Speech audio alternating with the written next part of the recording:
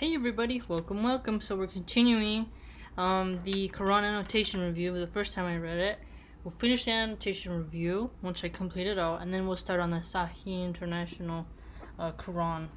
Alright, so we are in Surah 12 on Joseph, and before we get started, A'udhu billahi minash shaitanir rajim. Bismillahir rahmanir rahim. 32. I annotated, I did seek to seduce him from his true self, but he did firmly save himself guiltless. Again, to seduce him from his true self. Just letting us know that there are temptresses out there, right? You gotta be aware.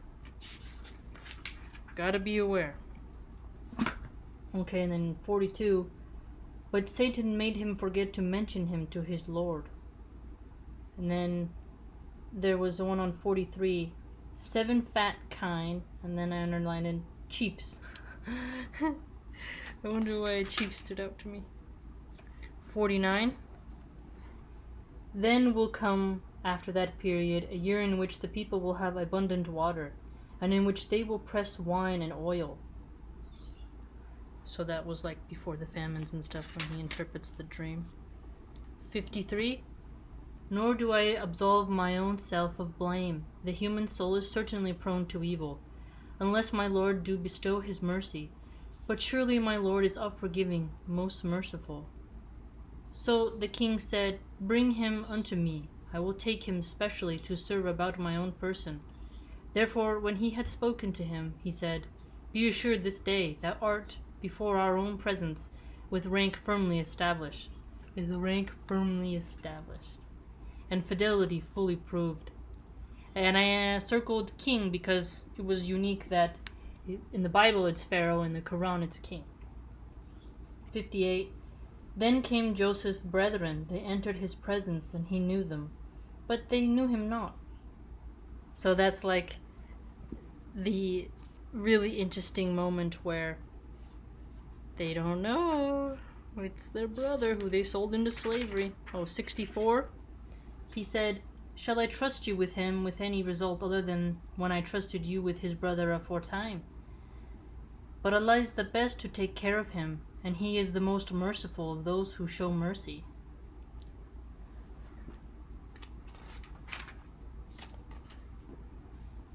"78.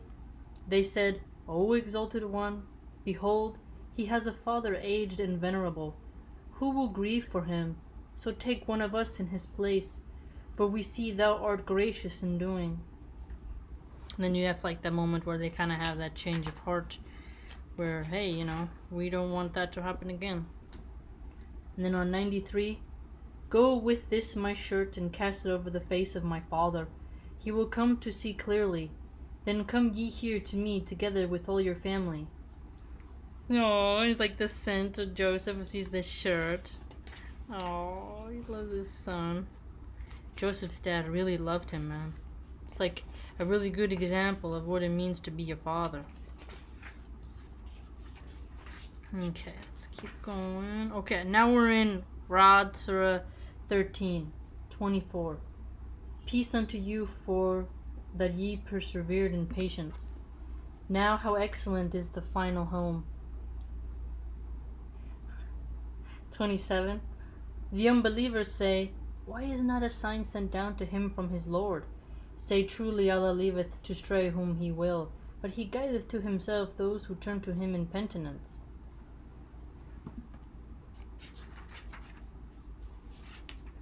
29. For those who believe and work righteousness is every blessedness, and a beautiful place of final return. Again, I love this aspect of final return, right? Return. It's where you came from, you're going back.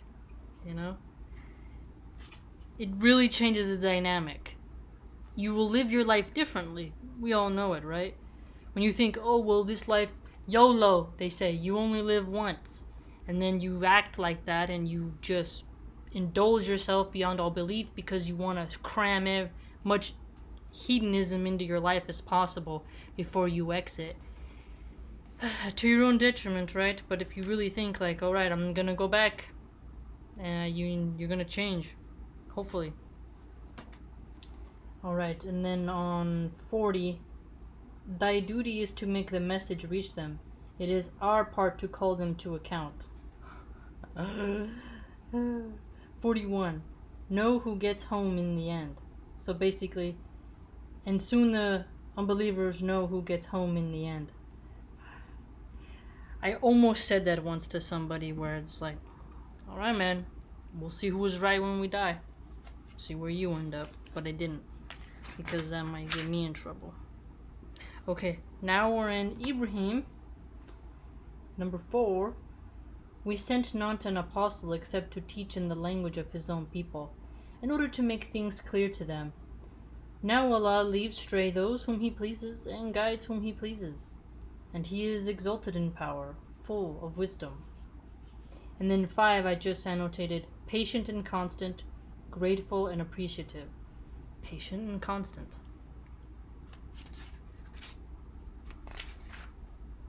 And then on 16, and he is given for drink boiling fetid water. I'm telling you, man. 17, in gulps will he sip it, but never will he be near swallowing it down his throat. Death will come to him from every quarter, yet will he not die, and in front of him will be a chastisement unrelenting. 18, the parable of those who reject their Lord is that their work are as ashes, and which the wind blows fiercely on a tempestuous day. No power have they over aught that they have earned. That is the straying far, far from the goal. And that can give you hope, right? That the people who do really wicked things, especially in the medical field, they will be recompensed for what they earned. 19. Seest thou not that Allah created the heavens and the earth in truth? If he so will, he can remove you and put in your place a new creation. That is one of my favorites. Because, like I said many times before, we really think we're the bee's knees. We really think we're just top notch. We're invincible, sometimes we think. We rely too much on the grid electric system, thinking it can never go backwards. 20. Nor is that for Allah any great matter. 22. And Satan will say when the matter is decided, it was Allah who gave you a promise of truth. I too promised, but I failed in my promise to you. I had no authority over you except to call you, but ye listened to me. Then reproach not me, but reproach your own souls. I cannot listen to your cries, nor can ye listen to mine. I reject your former act in associating me with Allah. For wrongdoers there must be a grievous penalty.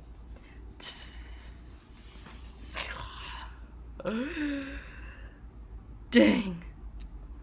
That should be a painting somewhere for people who seek to be enlisted in that type of army, right? Oh, the ultimate trickster, right? The ultimate illusion peddler.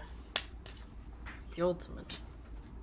But people think, oh well, he's made me hot. Yeah, well, God made you your attractiveness, right? But they make deals and stuff. They try to channel and do seances and all these really weird things to try to get some type of power from Iblis to have beauty and to have power over the male gaze. It's quite bizarre. It's quite bizarre predicament that they do when it's not gonna really benefit them in the end, because time's gonna make you ugly and no amount of plastic surgery is gonna fix that. And so basically, you sold your soul out to have through your 20s and 30s is your prime time.